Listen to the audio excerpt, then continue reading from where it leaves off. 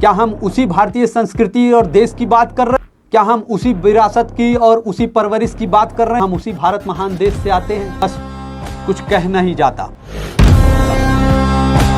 गुरु देवो माहेश्वरा, गुरु साक्षात पर ब्रह्मा, तस्मै श्री गुरुवे नमः। कि गुरु ही ब्रह्म है, गुरु ही विष्णु है, गुरु ही महेश है, गुरु ही साक्षात पर ब्रह्म है।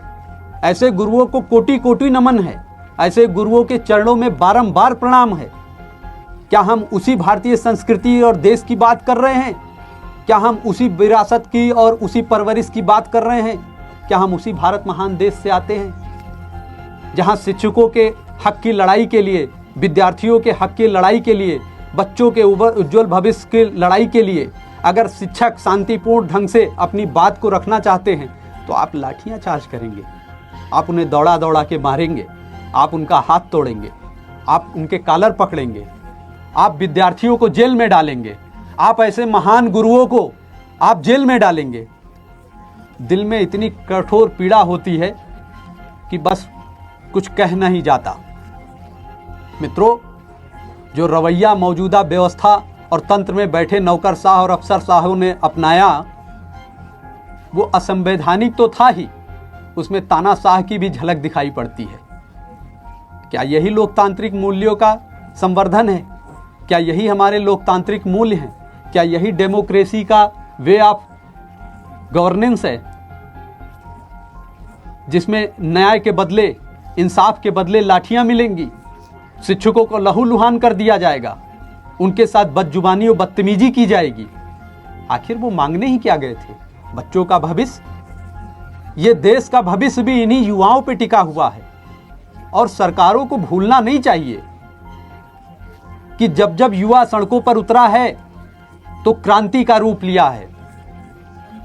सरकारों का सिंहासन डोला है, सरकारी हुकूमतों को झुकना पड़ा है।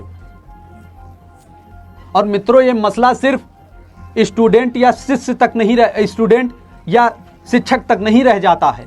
ये महज एसएससी में चल रही अनियमितता और तकनीकी खामियों का मुद्दा नहीं रह गया है।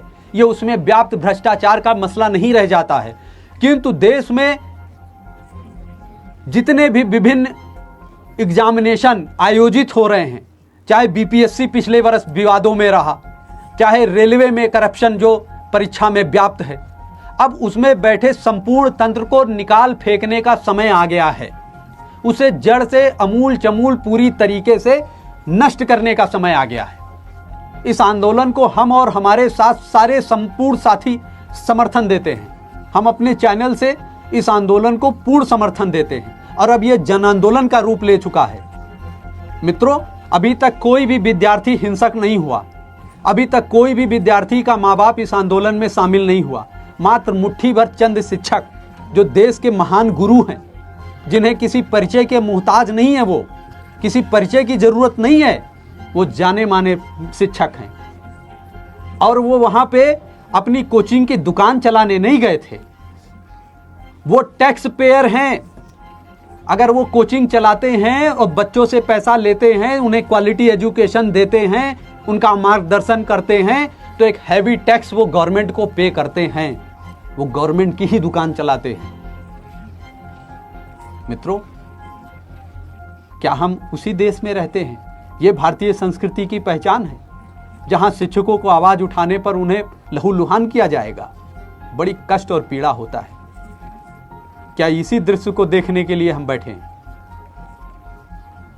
मित्रों, एक चीज और कहना चाहूंगा, ये बच्चों की जो मांग है ना, ये बहुत जायज दिखाई पड़ती है। बच्चों की मांगों को हम समझ लेते हैं। वो है क्या?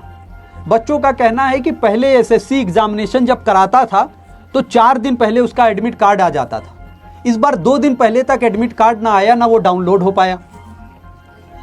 एक विद्यार्थी कानपुर का है जिसका सेंटर कर्नाटका में ट्रांसफर कर दिया गया। उसका सेंटर एलोकेशन कर्नाटका हुआ, जिसे 3 दिन उसे जाने में समय लगेगा। एक जयपुर के विद्यार्थी को अंडमान निकोबार सेंटर अलॉट कर दिया गया, जबकि 3 विकल्प दिए जाते हैं नियरेस्ट सेंटर की, जिस पे प्रायोरिटी के आधार पे आप तीनों में से कोई उपलब्ध सेंटर बच्चों को आसपास का एलोकेट करना होता है। मित्रों, बच्चों ने बताया कि एसएससी के अन्य एग्जामिनेशन जो अभी 13 फेज का एग्जाम चल रहा है सिलेक्शन बोर्ड का, उसमें जो माउस उन्हें दिया गया वो वर्क नहीं कर रहा था, बीच बीच में स्क्रीन बंद हो जा रही थी। जो वहां पे स्टाफ थे वो प्रशिक्षित नहीं थे, उनकी पूरी ट्रेनिंग नहीं हुई थी, वो रिग्रेसली ट्रेंड नहीं थे, वो कॉपरेट नहीं कर रहे थे, वो बच्चों से उलझ रहे थे, दुर्व्यवहार कर रहे थे। दूसरा मित्रों, एक बहुत बड़े भ्रष्टाचार को मैं उजागर करना चाहूंगा जो शिक्षकों द्वारा भी रखा गया और विद्यार्थियों द्वारा भी रखा गया। एक कंपनी थी टीसीएस, मेरे ख्याल से, अगर मैं गलत हूं तो वो टीसीएस थी, जो एसएससी के एग्जाम को कंडक्ट कराती थी।